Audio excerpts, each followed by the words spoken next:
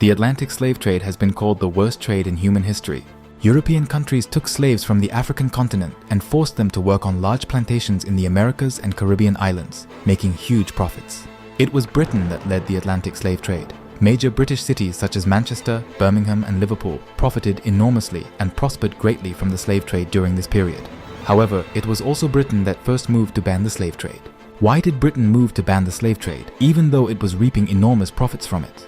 Although it is true that there was a movement against the slave trade for humanitarian reason, so that the slaves could obtain their freedom, the most significant reason why Britain banned the slave trade was, in fact, its economic situation. Why was the slave trade banned despite its continuance for 400 years? Let me tell you the unknown reasons.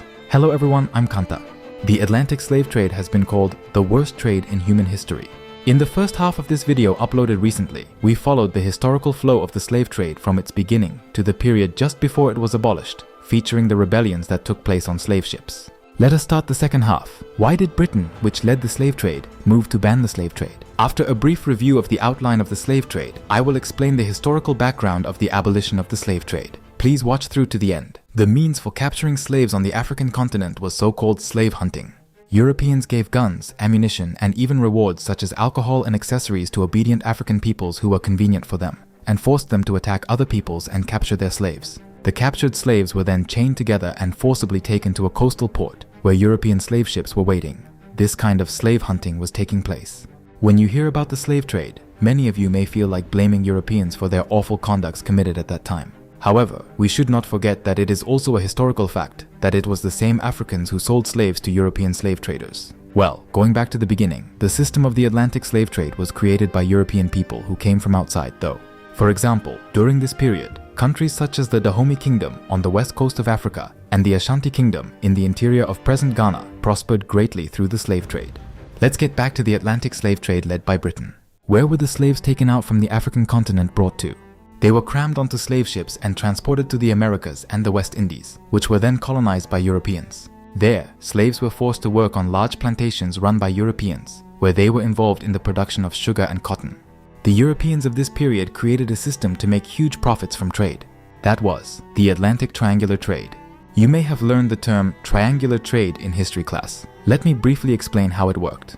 First, remuneration goods such as weapons, cotton fabrics, and even accessories were brought from the European continent to the African continent. These were then exchanged for slaves in West Africa. Then, the slaves acquired in Africa were taken by ships to the Americas and the West Indies, where they were sold to plantation owners. There, they acquired sugar and cotton in exchange. Finally, they brought sugar and cotton back to the European continent and sold them in Europe. The mechanism to obtain huge profits through this series of transactions was the Atlantic triangular trade. In order for Europeans to make huge profits through the triangular trade, African slaves who were free labor were essential.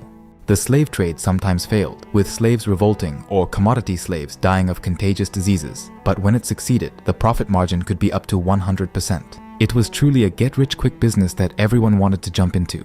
Incidentally, you may already know that the West Indies got its name from Columbus, who mistakenly thought he had arrived in India when he first landed there. Simply speaking, West Indies are islands around the Caribbean Sea between the Americas. The wealth accumulated in Europe over the centuries during the slave trade gave great power to the European capitalist class, including slave traders.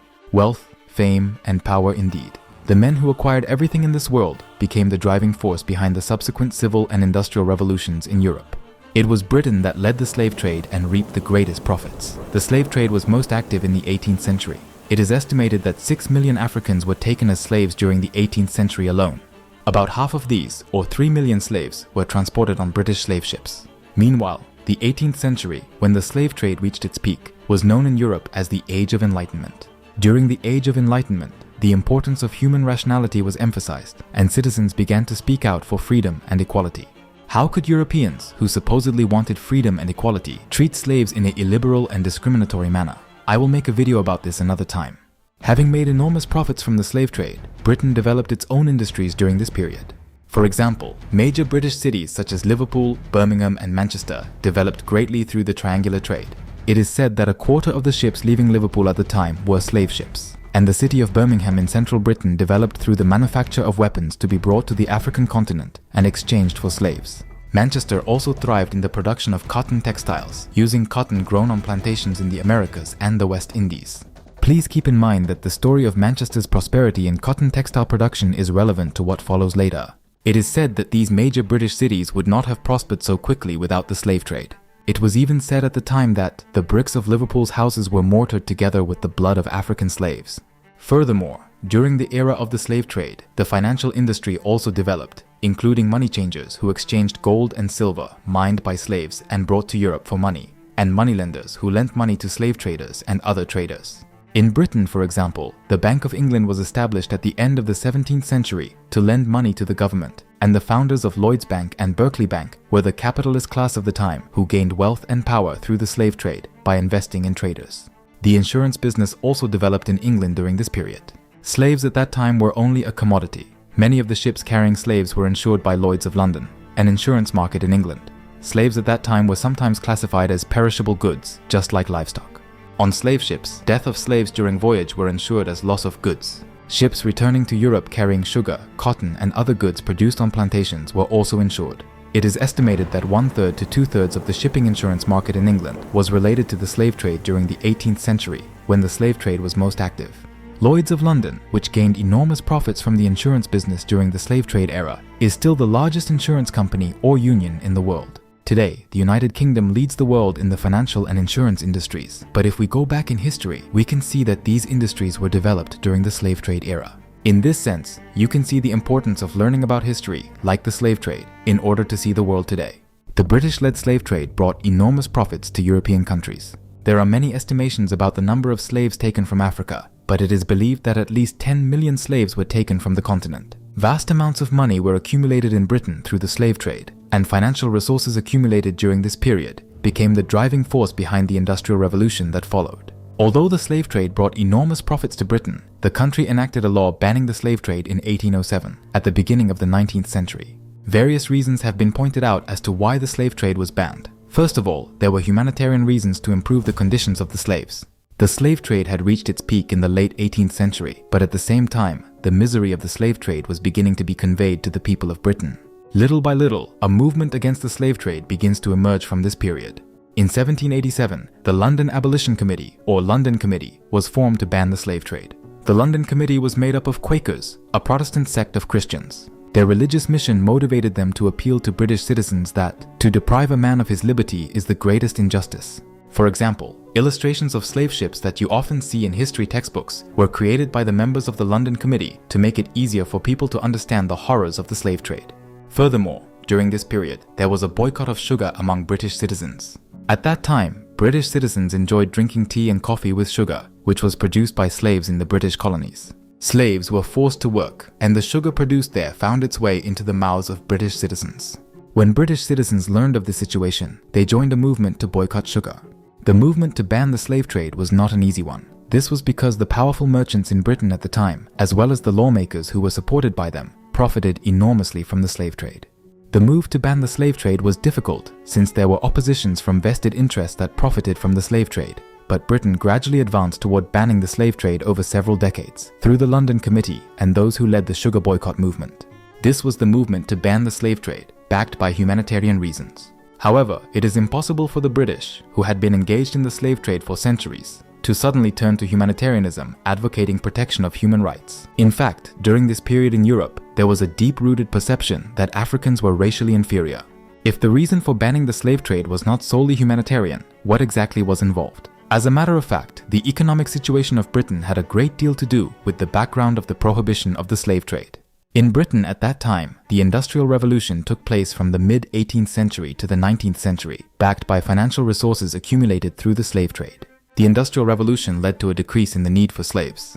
It gets a little more difficult from here, but I will try my best to make it as clear as possible, so please do your best to follow along a little further. The economic system that came into being after the Industrial Revolution is called industrial capitalism. On the other hand, the period before the Industrial Revolution, when profits were earned through trade, was called commercial capitalism. Once you understand the difference between commercial capitalism and industrial capitalism, you will also understand why the need for slaves declined. Commercial capitalism is an economic system in which merchants made profits through the transportation of goods, or in other words, trade, by purchasing goods and selling them to another. The Atlantic triangular trade was indeed a typical example of commercial capitalism. On the other hand, industrial capitalism, the economic system after the Industrial Revolution began, is an economy in which factories and machines are used to make products in large quantities. Factories and machines are called industrial capital, and the people who own them, or industrial capitalists, began an economy in which production is carried out by employing workers. As this industrial capitalism progressed, it became clear that autonomous workers who were made to work by paying wages were more productive than slaves who were forced to work by being coerced from above. For example, Adam Smith, also known as the father of economics, and by the phrase invisible hand of God, opposed the slave trade at the time, but only on the economic grounds that slaves were inefficient compared to autonomous workers. The development of industrial capitalism changed the type of workers required, and accordingly, the need for slaves decreased. In addition to these, political and economic bargaining surrounding food, such as grain and sugar, is also connected to the movement to abolish the slave trade. Of particular importance was the political bargain surrounding sugar. After the Industrial Revolution, it was the Manchesterites who gained power. As explained earlier, this was because Manchester at that time had a well-developed cotton textile industry.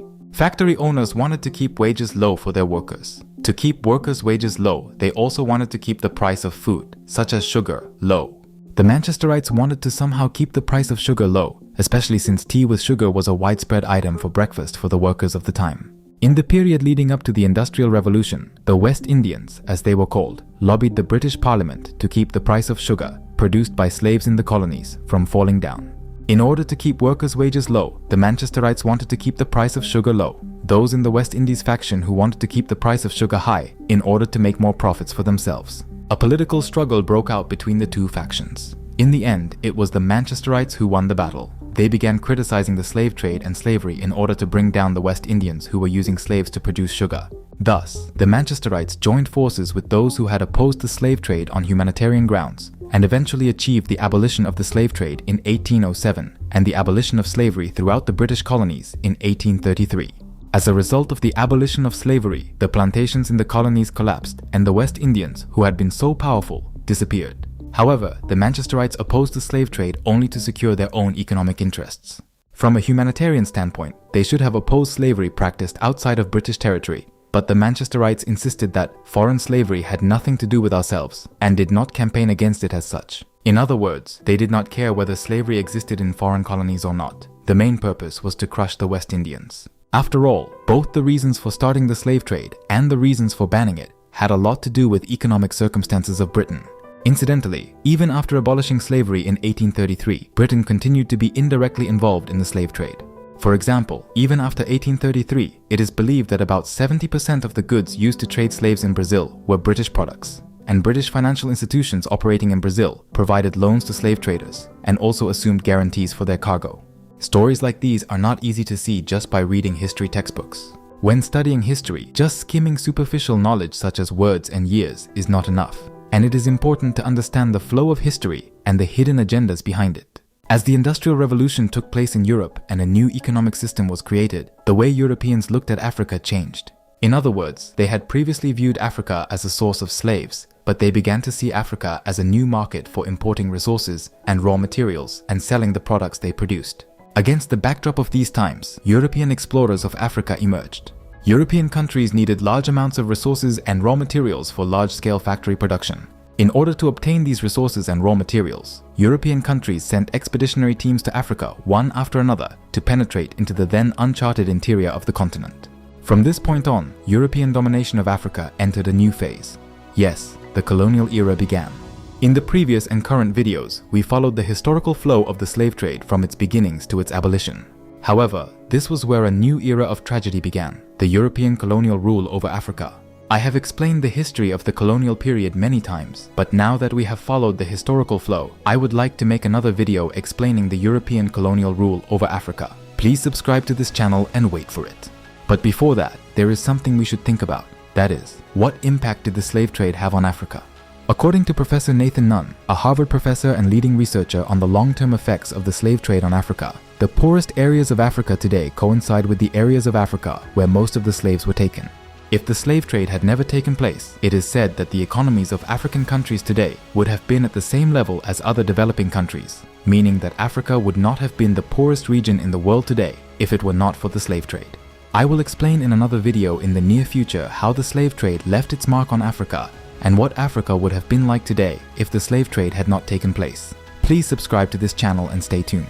Learning about Africa's history and problems often makes us feel resentful, sad, and helpless, but it also gives us the opportunity to completely change our worldview.